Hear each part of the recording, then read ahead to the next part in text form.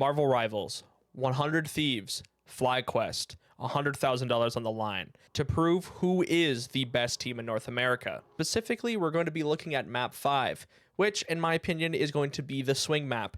Going into this map, to give some context, we are tied 2-2 into the series. So without further ado, let's hop right into it. So starting off map 5, we are going into Midtown with FlyQuest on defense and 100 Thieves on attack. So for the bans and protects from FlyQuest, we're going to see Magneto and Hela ban with that Adam Warlock protect. On the other side from 100 Thieves, we'll see a Luna and Loki ban with a Bucky protect. The bans from FlyQuest are really to stop players such as TTK and Ryan Mazing from playing characters they're extremely strong at, while on the other side from the bans from 100 Thieves, they're not really player driven, they are more just to shut down a certain team comp. So you will see that this whole point is to try to counter that triple support team comp with the Adam Warlock, popularized by teams such as Envy, and if you haven't seen it, it was the last video I made.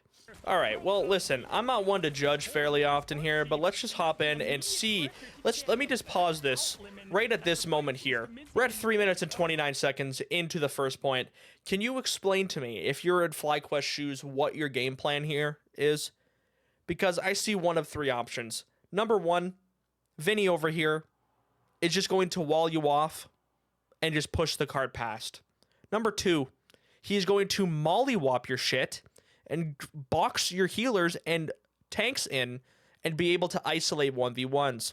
Or 3, for the upside of FlyQuest, we could see them win through the power of friendship, which is fairly unlikely. So let's watch the rest of this and see how this turns out.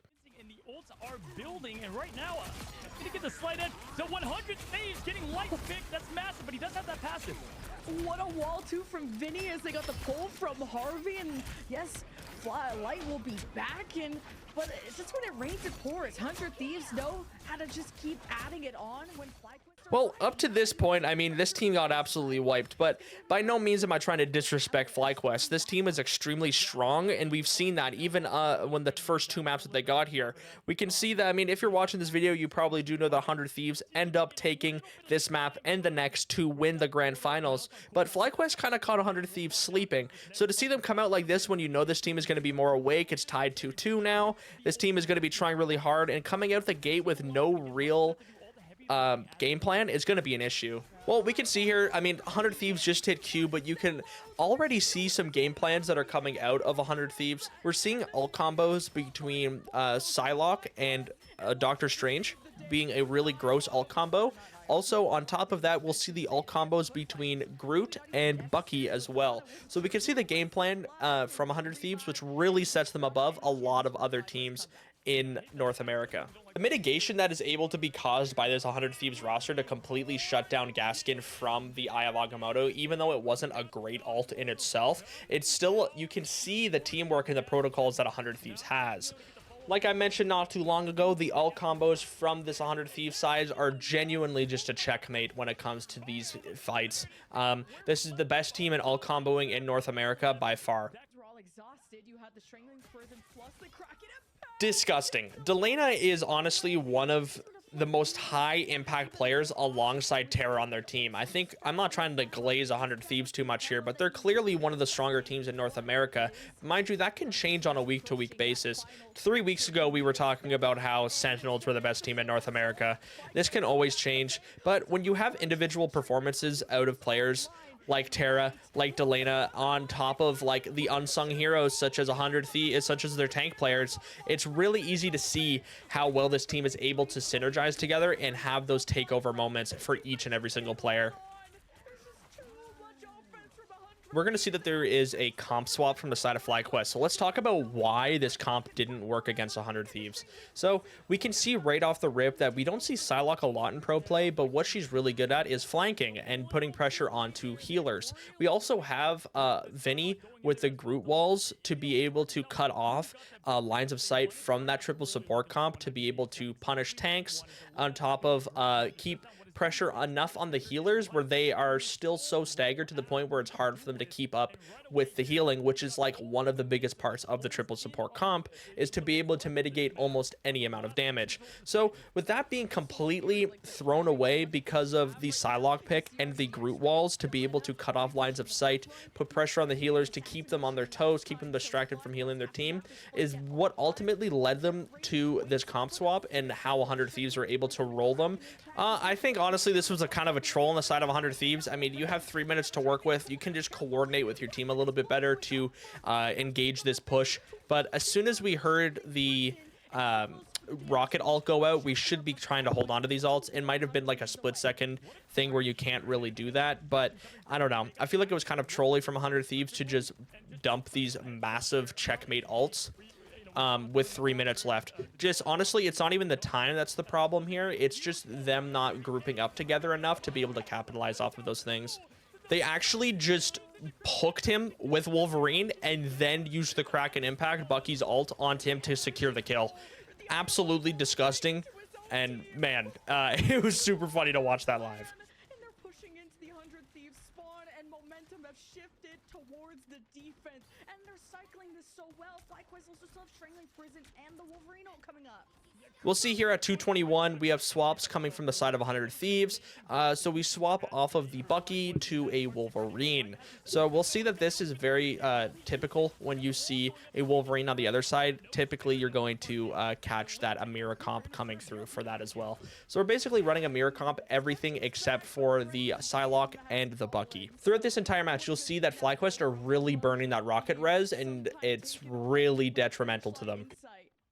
Yeah, great job. And I like the switch here from Light. I think this is going to be a good job to finish off the map here. You know, Star-Lord obviously working on other maps. We got to give our kudos to Terra when we can here. Not only is he an absolute menace on the Bucky, which I still don't know why people banned Bucky against this guy, but he makes the play of a century. Of course, with some help from Vinny with the Strangling Prison, but we can see that this is a fairly easy cap and easy push for the side of 100 Thieves. So now that we've seen and just talked about their side of the attack, let's hop on over to FlyQuest attack.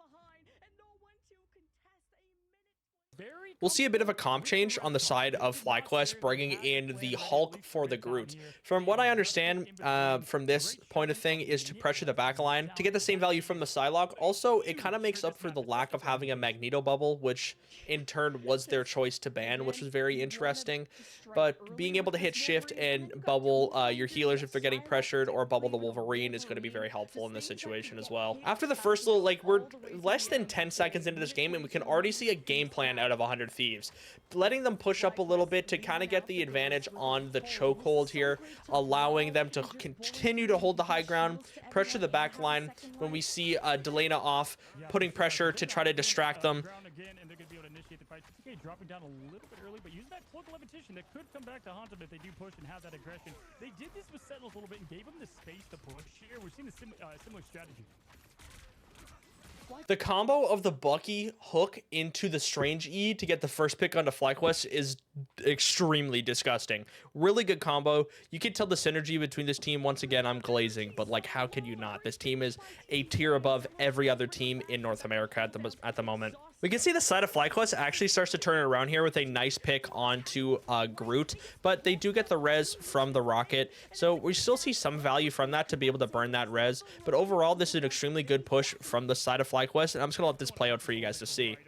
I mean, they know that they don't have a response to it, so we're looking to see if that Kraken Impact makes an impact eventually here. As the Spark Chief, I think having to redo your comp there in the mid-battle is always tough, but they're rising up to the same comp that did them well in Wakanda.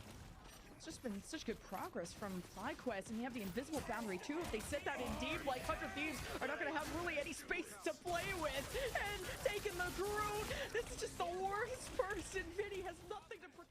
Really good push from the side of FlyQuest. Once again, the value that we've seen from the hook into the Strange E is relatively similar to the hook into the Wolverine grab as well to get the Groot. It's a very good combo. Really good push from the side of FlyQuest. Their win con at the moment is the kidnap with the Wolverine and maybe the hooks or the Hulk as well. But we're going to see some swaps out of the side of 100 Thieves going into the second point here, with Vinny swapping from the Groot to the Thing to help counter Wolverine. At first, when the character came out, I didn't really think that it would be that big of a counter, but if Magneto doesn't get banned, you can really just completely diminish the value out of a Wolverine with a Groot and Magneto, which you can get similar value out of the Strange as well. Keeping the shift to be able to fly out whenever you can is very important. Invisible boundary and Pepper in the damage boost of SJP. They'll be back at full force as TTK could be setting up an Eye of Agamotto. Okay, this play was disgusting. Even if it wasn't planned out, pressure that Delena is putting onto the backline, even without getting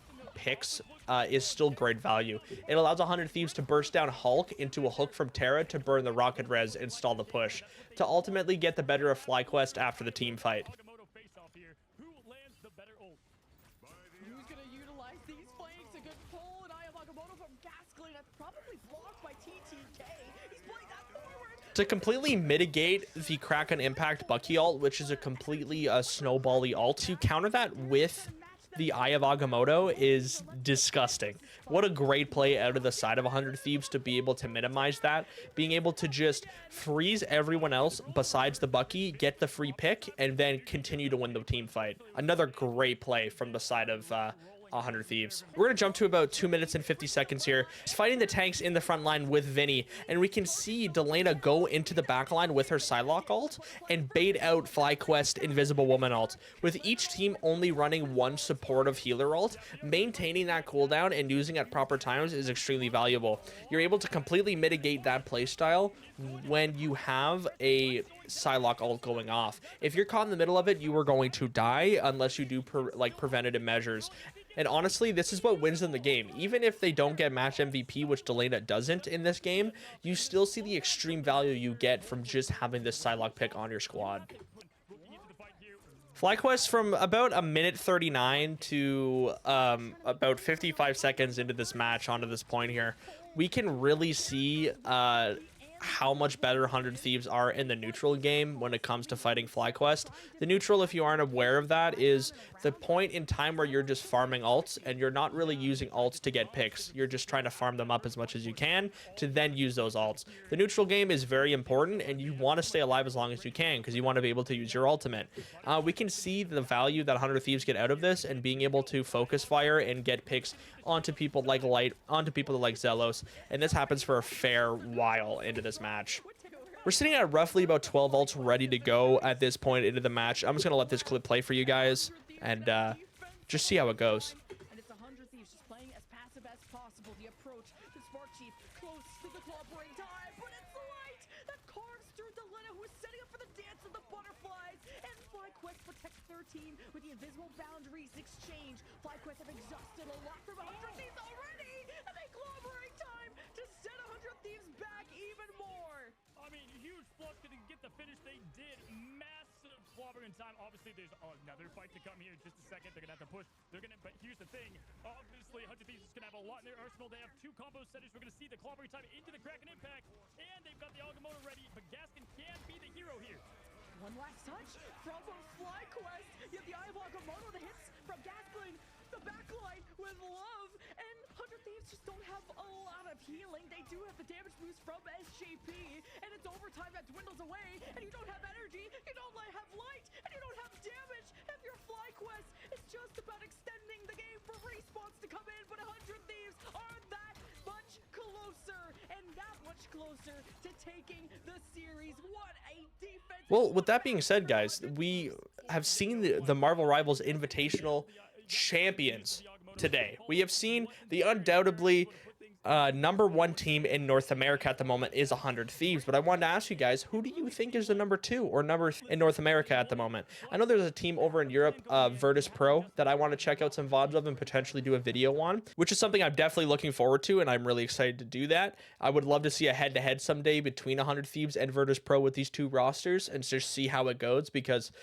from the North American side, this team is seriously a step above the rest. But I'm interested in what you guys think down in the comments below. If you think Virtus Pro is better, if you think 100 Thieves are better, if you can tell me why, I would love to have a conversation with you guys down below. But who do you guys think are the number 2 and 3 in North America at the moment? And who do you want to see me do a video on next? We have Marvel Rivals Fight Night coming up pretty soon. I believe that is number 4 for the North American side. Super excited to get to watch that. Maybe make a video out of that if anything interesting happens. But I definitely want to cover this and just show you guys how far ahead this team is, and actually why do people not ban Bucky against Terra. 26 final hits, 41,000 damage with 46 elims. Disgusting performance out of the side of 100 Thieves. But yeah, guys, I'll see you in the next video. Later.